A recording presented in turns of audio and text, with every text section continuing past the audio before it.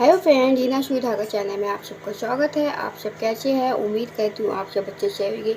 आज की वीडियो में मैं आपको बताऊंगी कैसे आपको परफेक्ट स्टिचिंग करनी है, और जिन लोगों की स्टिचिंग में प्रॉब्लम आती है तो उन लोगों को ये प्रॉब्लम है वो कैसे सॉल्व होगी। आइए वीडियो को स्टार्ट करते हैं।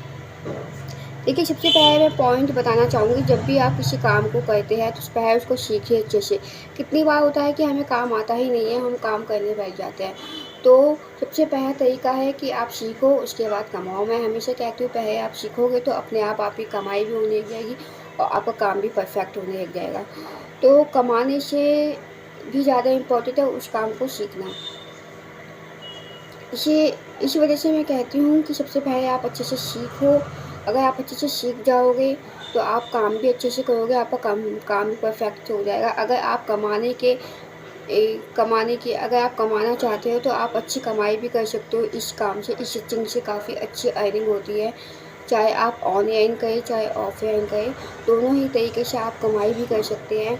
तो पर उसके लिए क्या है, आपको काम को सीखना है। तो सबसे पहला टॉपिक होता है कि आप अपने काम को, स्टिचिंग के काम को, अगर आप में कुछ कमियां हैं, अगर आपको कुछ आता है पहले से, अगर आप कुछ जानते हैं, पर हर बार डिजाइन क्या होता है, ट्रेंड के साथ चेंज हो जाता है। तो आपको ट्रेंड के साथ अगर डिज़ाइन चेंज हो रहा है तो उसको भी सीखना है। ये नहीं है कि हमें सब कुछ आता है, हर कोई परफेक्ट नहीं। हमको अगर आप कोई नया काम कर रहे हैं, कोई नया डिज़ाइन बनाया है, तो उसको सीख के भी करेंगे तो काम परफेक्ट होगा। तो सबसे पहला मैं आपको ये कहूँगी कि अगर आप कुछ काम करते हैं, अगर आप स्टिचिंग का कुछ भी काम कर रहे हैं, कोई भी डिज़ाइन बनाया है, तो उसको एक बार सीखें।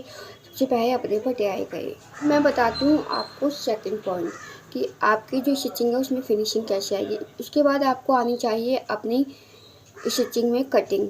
कटिंग बहुत मायने रखते हैं स्टिचिंग में, क्योंकि अगर आपकी स्टिचिंग अच्छी है, कटिंग, आपने जो कपड़ा है अनइवन काटा हुआ है, तो आपकी फिटिंग से या आप जो भी इसे पहनेगा वो परफेक्ट नहीं होगी। कभी झोल आएगा, कभी जितनी स्टिचिंग इम्पॉर्टेंट होती है उतनी ही कटिंग भी इम्पॉर्टेंट होती है। आपको इस बात को ध्यान रखना है। ये नहीं है कि आपकी स्टिचिंग इम्पॉर्टेंट है और आपने कटिंग पे आपका फोकस नहीं है। क्योंकि कितनी बार होता है बच्चों को स्टार्टिंग में सीखते हैं तो कैंची भी पकड़ते कैसे है, कैंची से कटिंग कैसे करती है, कटिंग कैसे करते हैं, उनको वो भी नहीं पता होता। तो आपको अपनी कटिंग भी परफेक्ट करनी है। स्टिचिंग करते हैं और हमें पता ही नहीं कहाँ पे क्या चीज़ करनी है, अनफिनिशिंग आती है, काम बहुत ज़्यादा हड़बड़ी में करते हैं। तो आपको क्या करना है, स्टिचिंग को पहले काम को, कभी भी काम को फास्ट ना करें। पहले आप जो सीखे, धीरे धीरे जब आपको काम आने लग जाएगा तो आपकी जो स्टिचिंग की जो स्पीड है वो ऑटोमेटिक अपने आप तेज़ हो जाएगी। तो आप सबसे पहले क्या करें, स्टिचिंग को, अगर आपकी जो स्टिचिंग है वो सीधी नहीं आती उसकी प्रैक्टिस करिए। कितनी बार होता है हम पोचे बनाते हैं, नेक बनाते हैं, उनकी फिनिशिंग नहीं होती है, उसकी जो स्टिचिंग होती है वो आगे पीछे भागती है, या जो टाँके हैं हमें ये नहीं पता होता कि मशीन टाँके छोड़ रही है, हम स्टिचिंग करते जाते हैं, बीच बीच में धागे टूटे हुए होते हैं। काम करने के बाद हम धागों की फिनिशिंग भी नहीं करते। तो आपको इन छोटी छोटी बातों का ध्यान रखना है। आपको इस मशीन पे आप काम कर रहे हैं, स्टिचिंग मशीन पर, आपको उसकी प्रॉपर जानकारी होनी चाहिए। अगर उसमें कुछ खराबी हो जाती है, अगर वो गुच्छे दे रही है, या धागा तोड़ रही है, या धागा है आगे पीछे हो रहा है, या धागा यूज हो रहा है, तो आपको इन सबको ठीक करना आना चाहिए और आपकी स्टिचिंग क्या होगी, इससे परफेक्ट होगी। और स्टिचिंग को कभी भी भाग भाग कर ना करें, कभी भी स्टिचिंग को आप फास्ट ना करें। आप कोशिश करिए कि स्टिचिंग थोड़ा काम लेट हो जाए, थोड़ा काम देखिए, कभी भी स्टिचिंग को ना भाग भाग कर ना करें। ये नहीं है कि आपको काम बस फिनिश करना है। फिनिशिंग करने के काम को आप फटाफट करने के चक्कर में क्या करते हैं, उसमें फिनिशिंग नहीं आती है, तो काम थोड़ा देर हो जाए पर काम में परफेक्शन होना ज़्यादा इम्पोर्टेंट है। तो आप अपनी स्टिचिंग पर भी ध्यान दें। काम को थोड़ा लेट कर दे चाहे, पर काम ढंग से होना चाहिए। इतनी बार होता है कि हमारे पास बहुत सारा काम होता है, पर हमारा जो काम है, हमें स्टिचिंग क्या करनी होती है, एक दिन में एक तीन तीन चार चार पीस बनाने होते हैं, तो हम काम बस कर देते हैं, उसमें फिनिशिंग पर ध्यान नहीं देते। तो काम चाहे थोड़ा लेट हो जाए पर आपको अपनी फिनिशिंग पे काम दे करना है। इतनी बार होता है कि हमारे पास बहुत सारा काम होता है, हम सोचते हैं बस काम ख़त्म हो जाए और उसकी हम स्टिचिंग करते हैं जैसे मर्जी मशीन चल रही है। तो इस बात का ध्यान रखें, मशीन को आपको प्रॉपर रखना है कि मशीन अच्छे से काम करे और आपका स्टिचिंग का काम परफेक्ट। अब मैं आपको बताती हूँ चौथा पॉइंट है कि अगर आपकी कटिंग और स्टिचिंग परफेक्ट है तो इसके बाद आपको उसकी फिनिशिंग का भी ध्यान रखना है, अच्छे से प्रयास करनी है।